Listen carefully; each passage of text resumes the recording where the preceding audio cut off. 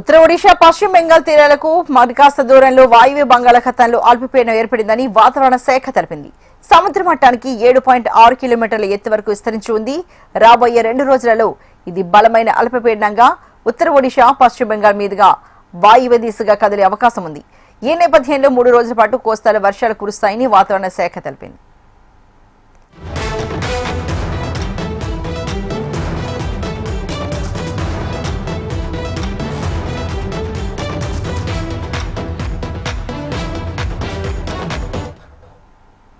ఇదే ఇష్యూకి సంబంధించి మరింత తాజా సమాచారాన్ని మా ప్రతినిధి అనురాధ అందిస్తారు. అనురాధ,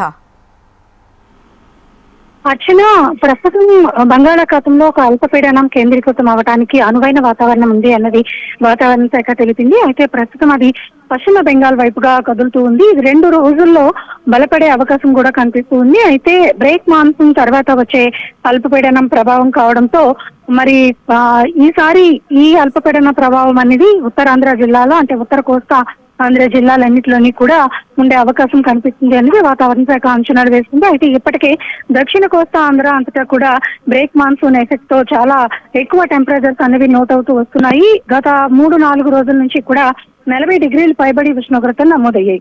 అయితే ప్రస్తుతం ఈ అల్పపీడనం కేంద్రీకృతమైన నేపథ్యంలో మరొక 2 రోజుల్లో అల్పపీడనం బలపడితే గనక ఉత్తర కోస్తా ఆంధ్రతో పాటు ఆంధ్రప్రదేశ్ లో పలు చోట్ల తేలికపాటి జల్లులు, ఉత్తరాంధ్రలో కొంచెం మోస్తరు వర్షాలు కూడా కురిసే అవకాశం ఉంది. ఆ తర్వాత మళ్ళీ ఋతుపవనాలు యాక్టివ్ అవడంతో పాటు మాన్సూన్ సీజన్ రెయిన్స్ అనేవి స్టార్ట్ అయ్యే అవకాశం ఉంది. దీంతో ఇప్పటిదాకా డెఫిషిట్స్ లో ఉన్న రెయిన్ ఫాల్స్ ని కొంచెం రికవరీ చేస్తుంది అని కూడా వాతావరణ శాఖ అంచనాలు వేస్తుంది.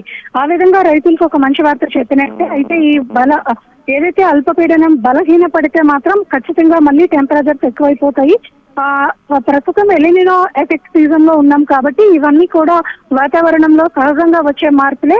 అయితే ఈ అల్పపీడనం మాత్రం ఖచ్చితంగా ఉత్తరాంధ్ర కోస్తా ఆంధ్ర జిల్లాల్లో కొంతవరకు ప్రభావం చూపించే అవకాశం ఉందని కూడా వాతావరణ శాఖ నిపుణులు అంచనాలు వేస్తున్నారు. మరొక 2 రోజుల్లో అది బలపడుతుందా బలహీన పడుతుందా అన్నది ఒక స్పష్టత వచ్చే అవకాశం అయితే ఉంది. Right Anuradha, thank you so much.